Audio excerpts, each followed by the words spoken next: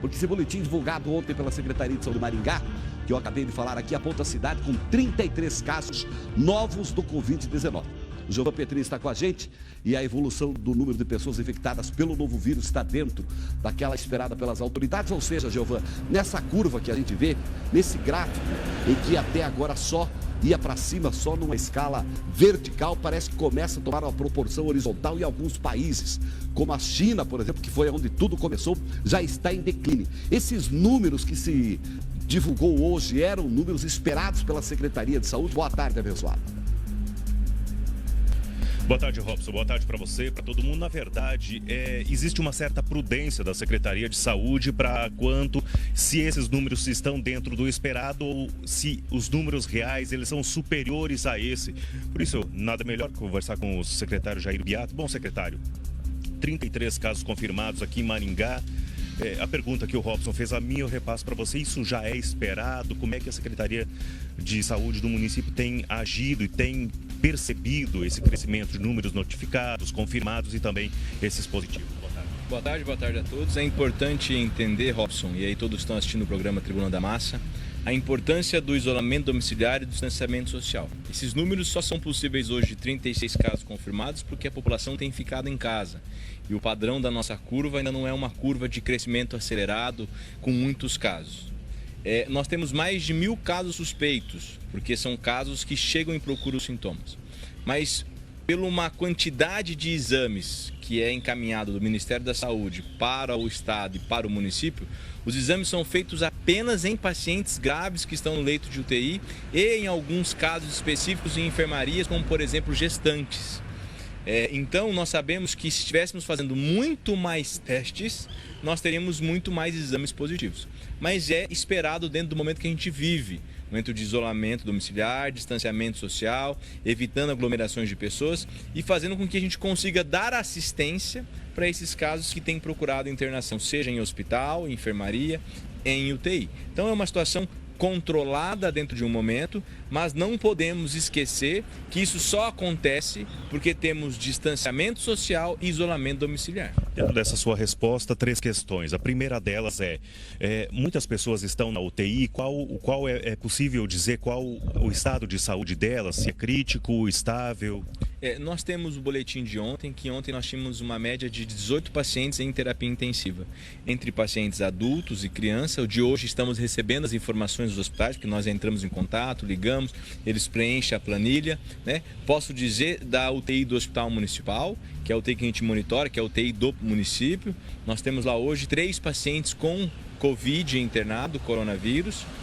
Um em estado mais grave, 2 em estados, vamos dizer assim, mais intermediário, né? Mas isso só acontece com essa quantidade pelo motivo do isolamento domiciliar e do distanciamento social. E essas estratégias do município diante das unidades hospitalares para atender essas pessoas que apresentam sintomas ou caso haja necessidade de UTI, isso está dentro daquele patamar em que o senhor estabelece de normalidade até o momento?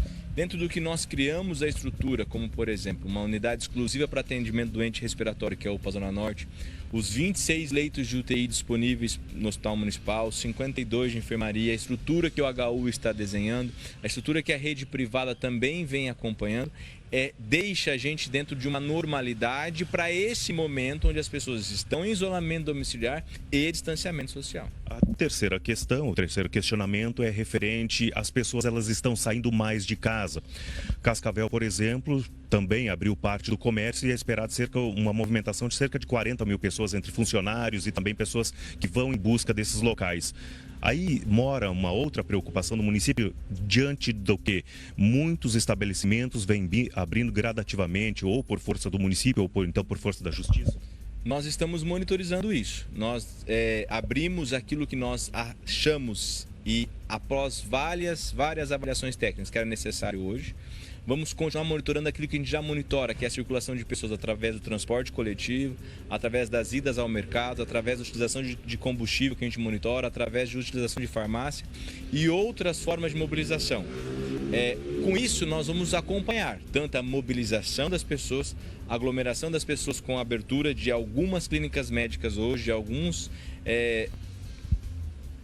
vamos dizer assim, comércios como mecânica, funilaria, e com isso a gente vai continuar monitorando a aglomeração das pessoas, o uso do transporte coletivo e os casos. E isso vai determinar para nós mobilizações ou medidas próximas em outros decretos que possam acontecer, mas com muita segurança para a população, com condições de técnica de atendimento desse indivíduo que fique doente, avaliando se essas medidas aumentou os números de casos. Então essas tomadas de decisões estão sendo muito centradas no nosso grupo aqui da Secretaria Municipal de Saúde, que vem acompanhando desde informações de notificação, em que bairro isso acontece mais, onde tem mais idosos ou menos idosos, quem são os pacientes positivos. Então essa tomada de decisão hoje do prefeito Ulisses Maia de ter um decreto autorizando principalmente os consultórios médicos de atendimento, que as pessoas têm outras doenças e precisam ser atendidas, vai ser acompanhada dia a dia com monitorização de aglomerações, mobilidade de pessoas e casos positivos. Robson, você tem uma pergunta, pois não?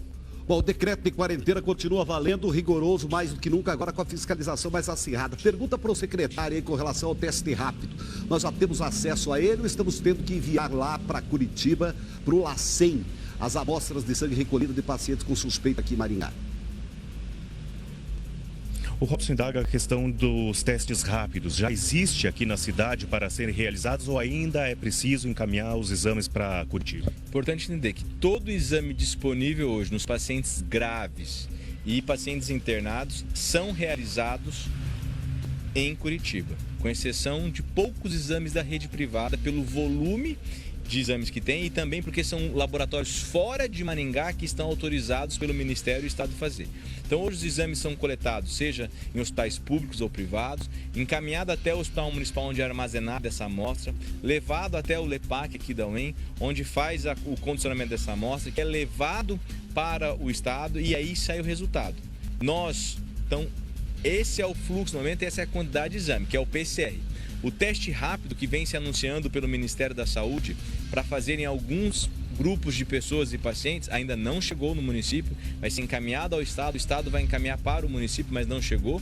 O que nós estamos fazendo como município é apoiando o LEPAC e outros laboratórios privados de Maringá para que possa realizar esses exames aqui, mas para realizar esses exames aqui em Maringá precisa de ter, além de pessoa capacitada, equipamento específico e validado pelo laboratório do Estado do Paraná. Bom, secretário, eu peço que o senhor aguarde mais um pouquinho, porque, Robson, daqui a pouquinho a gente vai tratar sobre outra questão da saúde quanto à imunização contra a influenza.